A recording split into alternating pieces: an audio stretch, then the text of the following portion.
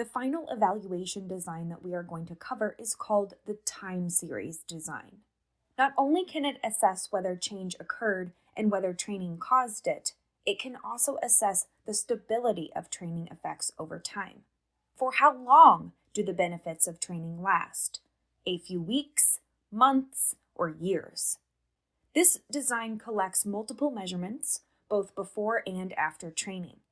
So, we would have multiple pre-training scores and multiple post-training scores for each learner.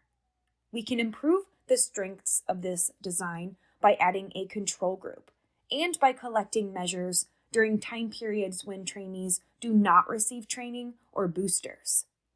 Generally speaking, designs with more controls require more resources, but they are better.